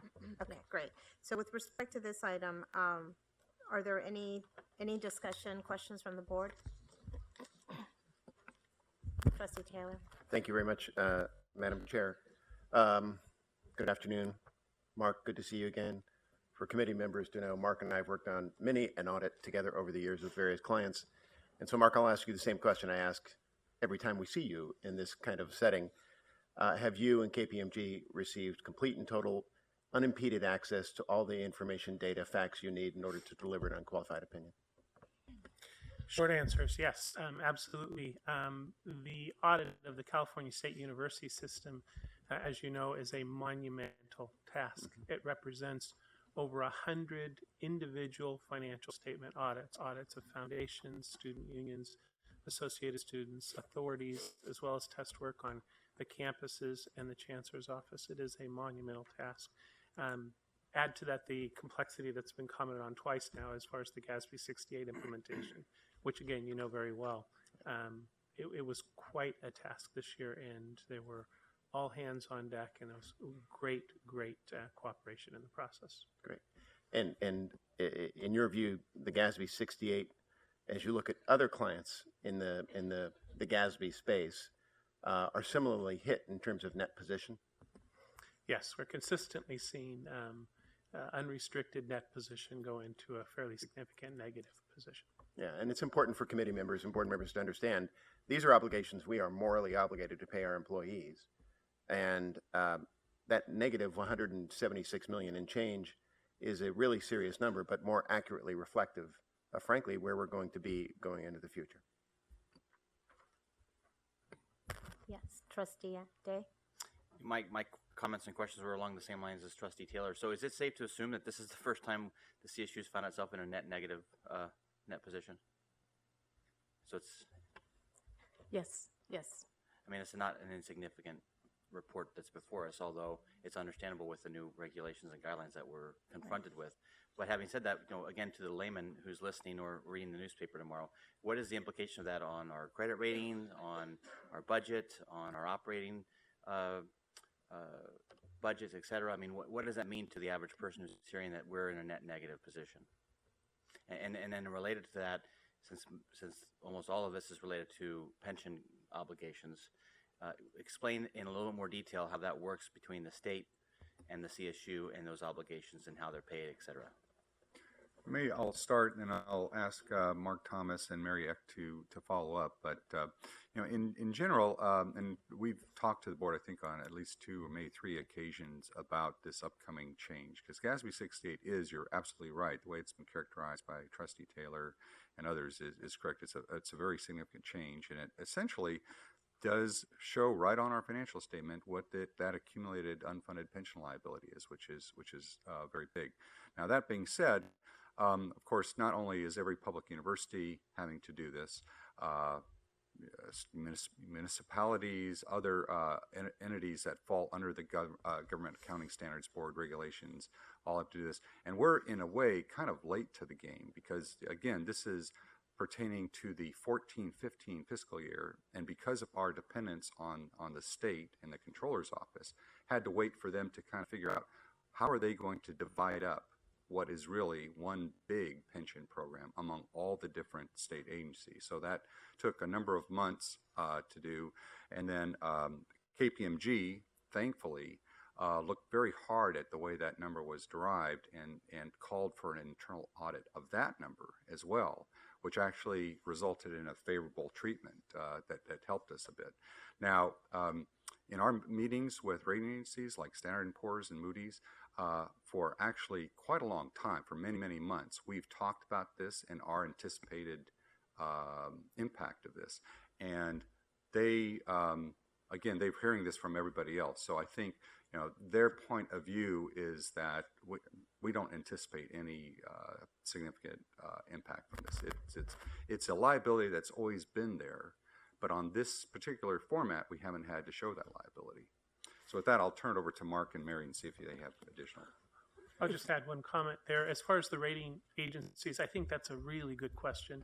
And I think that what we're seeing, just experientially right now, what we're seeing is that it has not significantly affected ratings anywhere. But I think that what expectation could be going forward is changes in funding progress and changes in funding strategies and all could affect ratings going forward. So I think the rating agencies have a mindset of, yes, this is a new standard, this is liabilities coming on the financial statements, but it gives them a little bit better transparency now into funding decisions and pension type decisions going forward.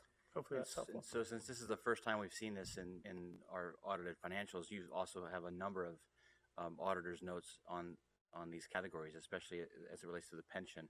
And again, as it relates to the dynamic between the State Retirement Board and their administration of the system, if you could quickly walk through some of your notes and how did you conduct your own actuarial analysis, as an example, to determine if the state's using an appropriate analysis and actuary of the obligations that are outstanding, as an example, and what they reflect on our statements? I mean, or are we just accepting what they've done in toto? You're right. The CalPERS is the owner of the pension plan, if you will. They are the administrators of the overall defined benefit plans. They are audited by external auditors. At that point, they submitted information to the state of California. You participate, of course, with the rest of the state of California. in a specific pension plan. And so then the state controller's office goes through a process, as Steve referred to, of an allocation based on your allocated portion of the pension liability that the entire state has. There was a missing link there in the process as far as somebody auditing that allocation at the state controller's office before we could rely on it as your auditors. And so ultimately, after a great deal of discussion, the state auditor came in and did a complete audit, found some issues with the allocations. Allocations were redone, and the state auditor ultimately issued an opinion on the allocations that were made out to the California State University system. Now you're in a process where you have it. You're in these. You reflected in these financial statements. You've taken it a step process, just to be complete here, and you've actually allocated to the individual campuses as well. So they actually understand what their portion of the unfunded pension liability, the net pension liability, is as well. Thank you. And then my last question, just as it was referenced in an earlier item as it relates to reserves, if people want to really dig through the 64-page report, which is one of the most important documents we'll have to review, but you'll see that this $2-point-some billion that's been discussed before, as was clarified earlier, was roughly $1 billion. But actually, if you drill down even further, that $1 billion, it really, your report indicates that there's only about 15.7% of that $1 billion that's truly unrestricted. I mean, I would suggest that that is a woefully inadequate number, Mr. Relier, on our annual budget for a reserve of an institution this size. Thank you. So, just a moment. Steve, I don't know if you heard Adam's final comment about the reserve, because I know you've got... Oh, I'm sorry. Yes, I didn't hear it. You could repeat Trustee Day, can you repeat your comment for... What did I say? We're talking about the reserve. Too many mics on. Not enough. I was just highlighting the fact that the discussion at an earlier item about $2-point-some billion in reserves was clarified that it's roughly $1 billion. But if you dig through these audited financials, you'll see that it's really only 15.7% of that $1 billion that's truly unrestricted, which my experience in public finance is woefully inadequate, extremely low. I think it's probably less than the 2 months that the chancellor indicated earlier might be enough to operate the system. So that's something that I think needs to be looked at. Yeah. And I'll just look at Mark and Mary, see if there's any comments you want to make on the reserves. No, I'm not exactly registering with that 15%, but we'll go dig but through. we'll take a look at it. But Trustee Day, I think your point is very important, and that is that campuses, particularly with the world we find ourselves in now, where the state has turned over responsibility for funding all of our capital projects to us, campuses are working very hard to in a very difficult set of balancing priorities, is carve out some of their operating budget to put in reserves that are dedicated to very important projects, some capital projects, some deferred maintenance, some projects having to do with improving student success. And so they will account for them that way. And so you're absolutely right in describing that the actual degrees of freedom are actually pretty limited. Thank you for the conversation on this. I now want to turn to, if there are no other questions, comments. I have a question. Sorry, Chancellor, and then Trustee Kimball. I was just going to, Trustee Garcia, Trustee Day, I just wanted to, Trustee Day, you asked the question what the public at large might draw from this in your question. And I think it is important to recognize that this is reflecting a change in the accounting paradigm. It's not a change in our spending habits, right? And the long-term issue of what pension costs public employees in California notwithstanding, it's a separate conversation, but I want to be clear that this doesn't mean that we have spent this money. It just means it's off the state books and now on our books and every other entity in the state. And so their books are actually looking better and ours are looking worse, but it's an accounting paradigm, not a spending change.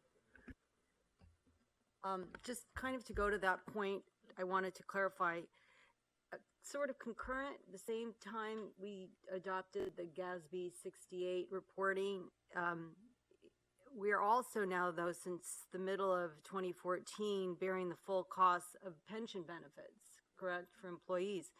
So, couple things. So, we are going to be sort of worse off.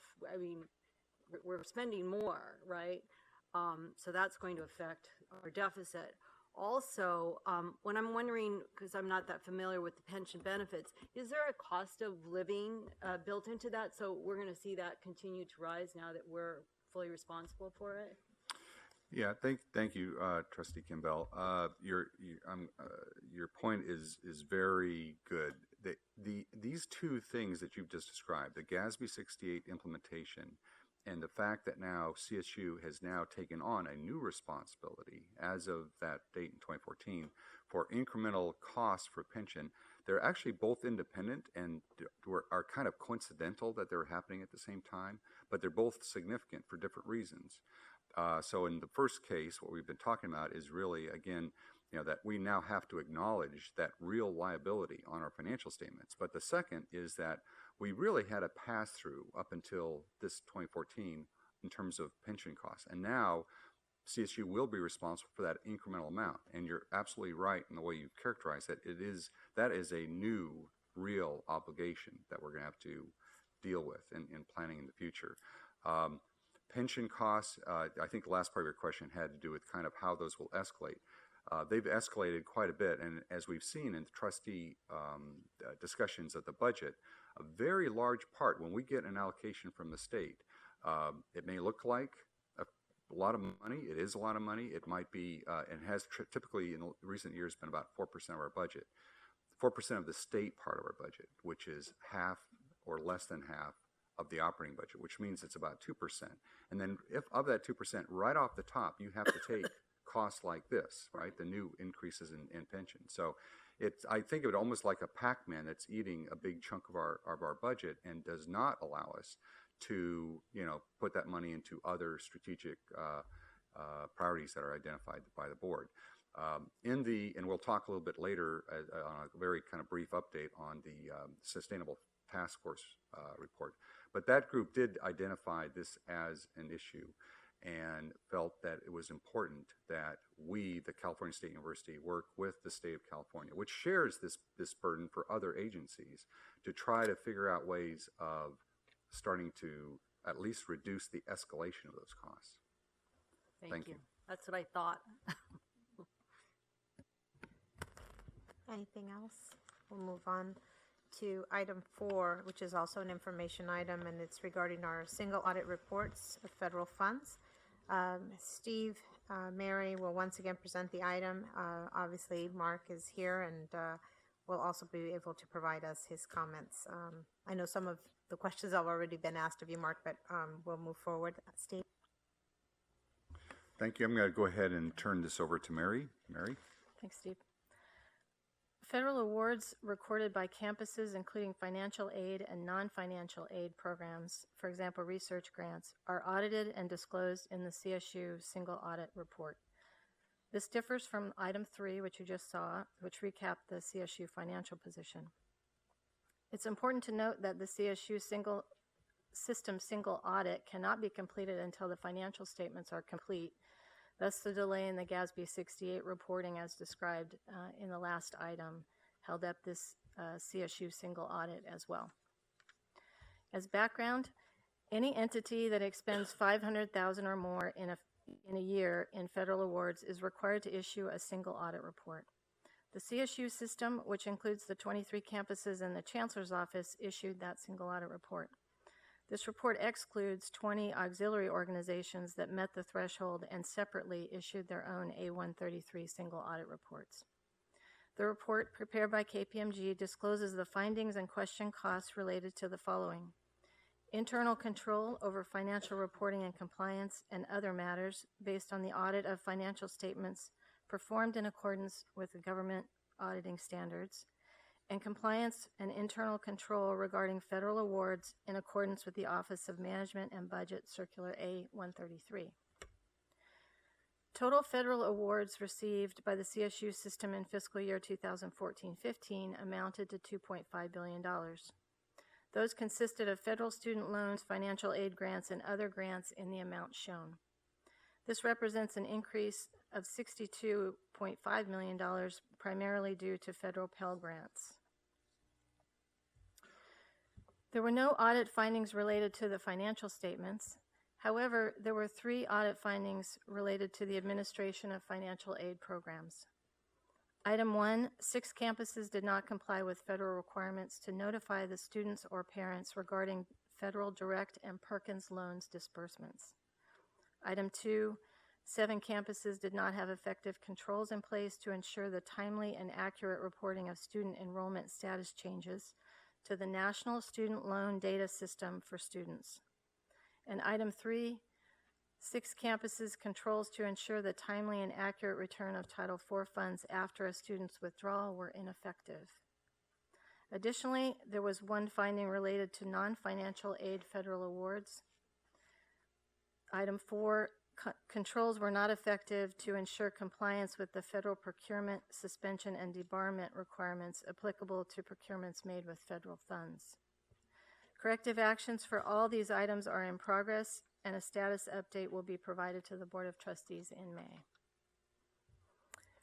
I would like to thank the campus presidents and their accounting staff, all the auxiliary organizations, and the Chancellor's Office staff for all of their work. With the GASB 68 implementation and delays, this year's was particularly long and trying. At this time, I'd like to hand it over to Mark Thomas for any additional comments he may have. Thank you, Mary. Thank you, Trustee Garcia and committee members, board members. It's good to be with you here today. If I may just backtrack just for a quick second here to tell you that on the financial statement audit, we, just so you know, the opinion on the financial statement is an unmodified opinion, which is a clean opinion. And so that audit was done, and the financial statements are presented fairly in all material respects. As it relates to the A133 audit, or the single audit that was just referred to, the lion's share of the federal funds that you have are student financial aid funds. Of the $2.6 billion or so that you receive in federal funds, all but about $50 million of it is student financial aid funds, to give you some kind of a perspective. I would personally, well, let me tell you, the single audit is very much a prescriptive audit. It's set out to us by the federal government, the requirements, what we test, the controls that we test, et cetera, very, very prescriptive, and the materiality level is very, very low. I would put the requirements for student financial aid governance up against the tax code any day of the week as far as the level of complexity that you have to comply with. There are a lot of what ifs, if this, then that, and if this. And so there are a lot. So I tell you that because you do have 4 findings in the report. I'd put them kind of in the category of administrative type findings. If there were one that were just jumped off the page, I would go further, but Mary's done a good job of describing specifically what the findings are. There are some required communications between your auditor and the audit committee as it relates to the conduct of the audit. We've provided those to you in writing. I'll just say in a broad general comment to you that there are no significant items to report to you. Again, if there were any disagreements or difficulties in performing the audit, I would raise those to your attention, but there are not. I'm very happy to answer any questions that you or the committee has of me. Thank you. Thank you, Mark. Are there any questions for Mark or the team with respect to the single audit? No. Okay. Thank you. I want to thank you all for your efforts. Also thank the presidents and their staff. Again, I do understand the amount of work that goes into this. So thank you again for your continued cooperation and assistance. With that, Chair, if there's no other questions, that concludes today's business on the Committee on Audit. Thank you, Trustee Garcia. Sorry to surprise you earlier. I'm going to try and power through the last item and then let you all have a well-deserved lunch. So if I could, Trustee Stepanek, if you can please convene the Committee on Institutional Advancement. I want to be sensitive to our guests who are with us today. So we will attempt to power through this. Thank you, Chair Monville. On today's agenda, we have 1 consent item and 3 action items.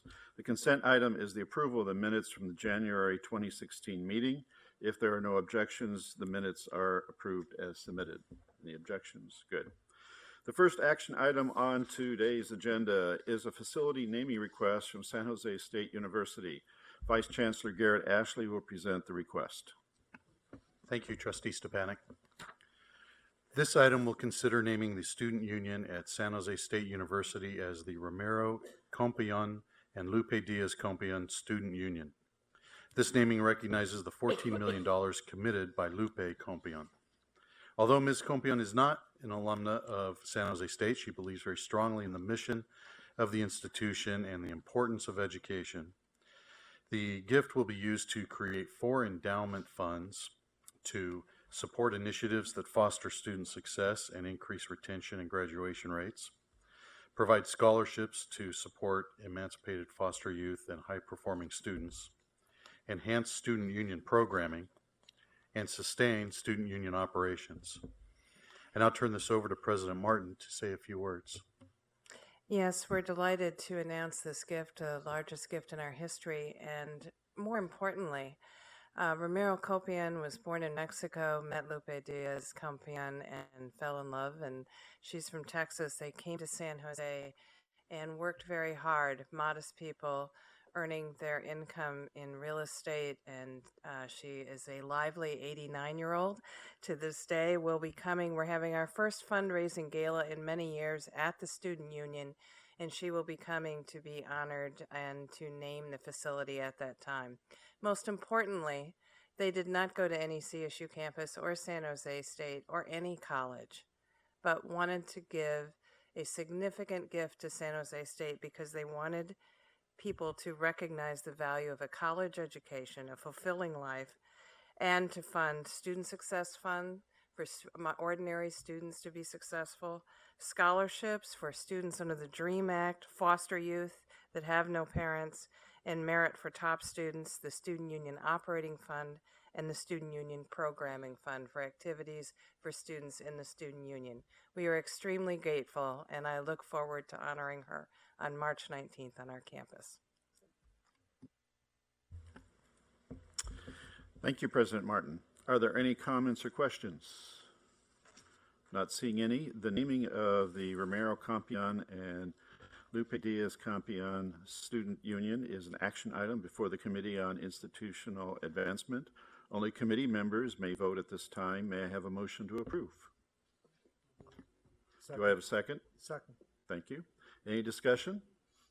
If not, all in favor? Opposed? Abstentions? Thank you. The Romero Compion and Lupe Diaz Compion Student Union naming is approved. The second action item on today's agenda is a facility naming request from California State University, Fresno. Vice Chancellor Garrett Ashley will again present the request. Thank you, Trustee Stepanek. This item will consider naming the baseball stadium at Fresno State as the Bob Bennett Stadium. The proposed naming recognizes Bob Bennett, the winningest baseball coach in Fresno State history, with a record of 1,302 wins. Under Coach Bennett's leadership, Fresno State baseball consistently led the nation in game attendance, and in 1983, he spearheaded the campaign to raise $2.2 million to refurbish Biden Field. I now turn this over to President Castro to say a few words. Thank you. Good afternoon, and thank you for the opportunity to speak about one of our most distinguished alumni and coaches, Mr. Bob Bennett, who devoted his career to working on behalf of students at Fresno State. Mr. Bennett was a student athlete from 1952 to 1956 and graduated with a degree in physical education. He later continued his education to earn his master's degree at Fresno State. As a coach, he made extraordinary contributions in developing young people and elevating Fresno State baseball, along with Fresno State athletics as a whole, which has had a lasting impact on the campus for nearly 50 years. Dedicated, hardworking, and loyal, Bob Bennett is an admirable representation of not only Fresno State baseball, but of the culture that has evolved at our university. He had a vision to shape the young men he coached and to help brighten the future for the Fresno State baseball program. The naming of Bob Bennett Stadium pays a much-deserved tribute to a dedicated alumnus and coach who is beloved in our community. And trustees, thank you for affording us this opportunity.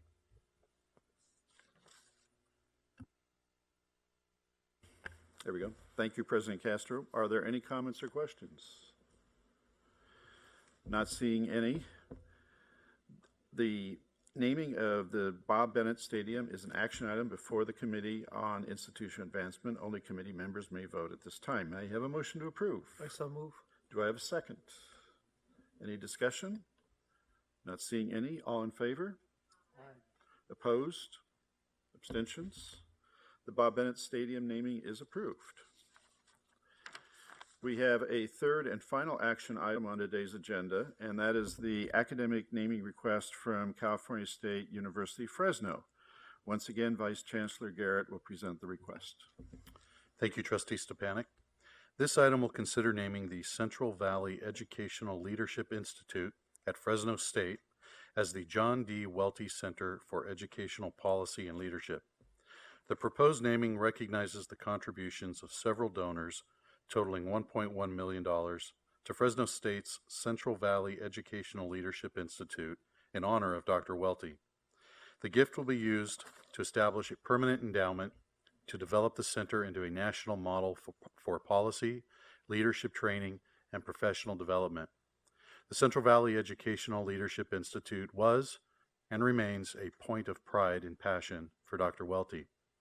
The establishment of the John D. Welty Center for Educational Policy and Leadership will sustain Dr. Welty's efforts to improve the educational and economic condition of the region. I again now turn this over to President Castro to say a few words. Good afternoon again. I am very pleased to have this opportunity today to speak briefly about one of our most distinguished colleagues, President Emeritus John D. Welty, who served with distinction for 22 years at Fresno State. Dr. Welty championed the role of higher education as a catalyst for educational and economic growth in the San Joaquin Valley. Under his leadership, the university doubled its graduation rate and tripled the number of Hispanic students who achieved a college diploma. Dr. Welty was the founder in 2000 of the Central Valley Higher Education Consortium, bringing together 26 public and private colleges, universities, and community college districts as a collective regional voice to advocate for higher education in the Central Valley and to continually reinforce and nurture a college-going culture. In 2002, under Dr. Welty's leadership, the Central Valley Educational Leadership Institute was established to elevate educational leadership and eliminate the achievement gap for students in the Central Valley.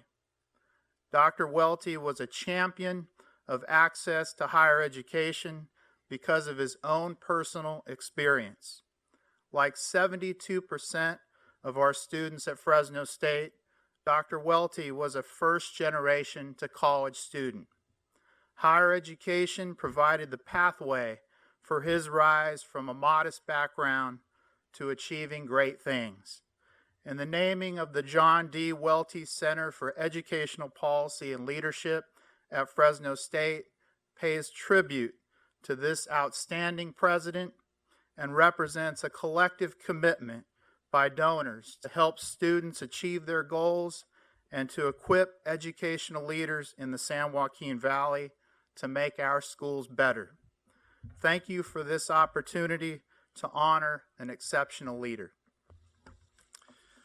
Thank you, President Castro. Are there any comments or questions? Yes. You know, having served on President Welty's advisory committee for some 20 years, got to know him quite well, and his accomplishments are many.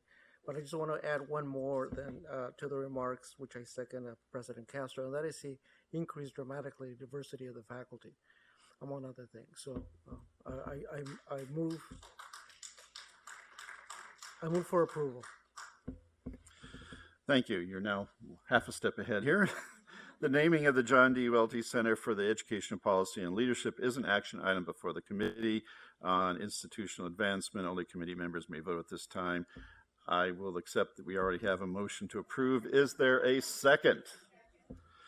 Any additional discussion? All in favor? Aye.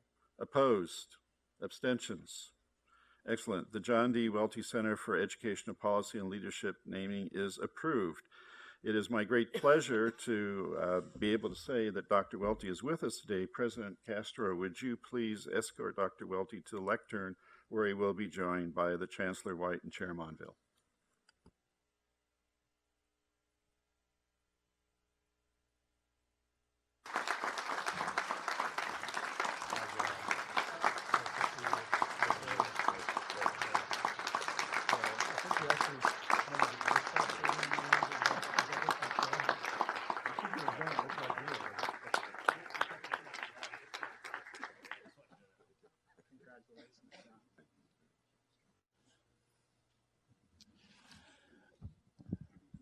Well, John, his first comment was he wanted to comment a bit on the GASB 68 regulations. He has a lot of thoughts and experiences to, that was the other agenda item. I'm sorry, John.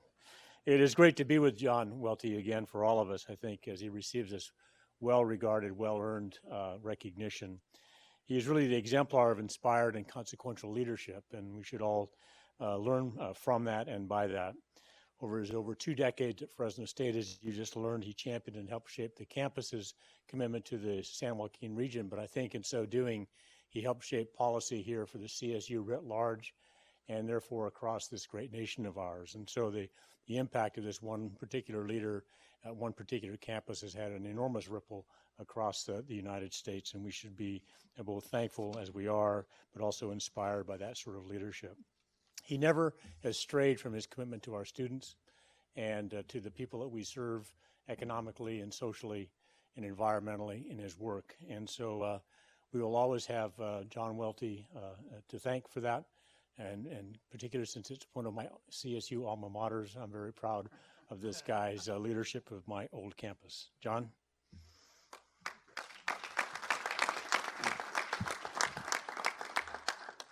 Thank you.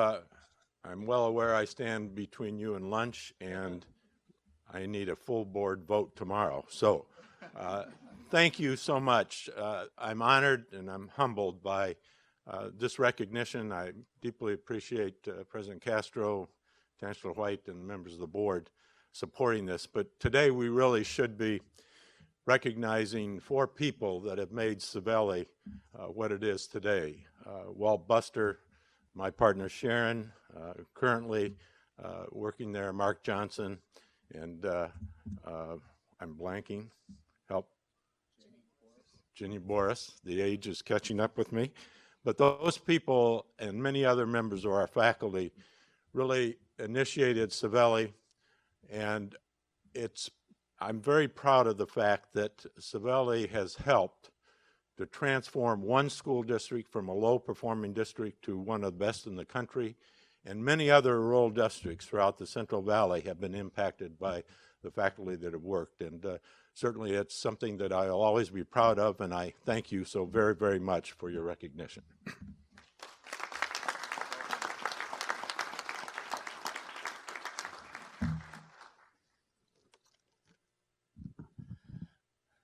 John, on behalf of the Board of Trustees, will present to you a recognition of academic naming. There are a whole series of well-earned whereases on this, which I will leave for you and Sharon to enjoy over a glass of Fresno State wine sometime. But finished with that, it is resolved by the Board of Trustees of the California State University that the Central Valley Educational Leadership Institute at California State University, Fresno be named the John D. Welty Center for Educational Policy and Leadership, dated March 9, 2016. John?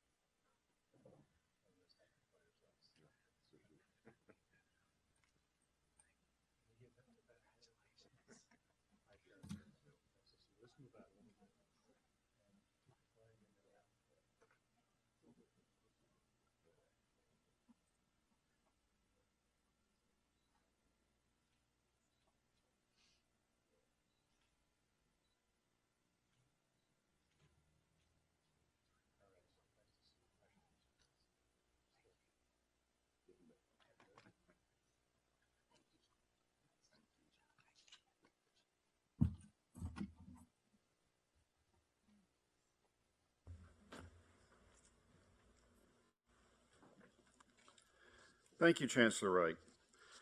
And thank you, Dr. Welty, for your patience this morning as you have sat through this rather extended meeting that we had. I'm sure it has brought back many what we'll call fond memories of this particular boardroom. With my fellow trustees, I wish to add my appreciation and congratulations to those of Chancellor White. Chair Monville, that concludes the business of the Committee on Institutional Advancement. Thank you, Trustee Stepanek. I assured President Emeritus Welty that we extended the morning's activities just for old time's sake in his honor. So with that, you all have justly deserved a break. So we will reconvene the board at 10 minutes after 2. Accordingly. This is the California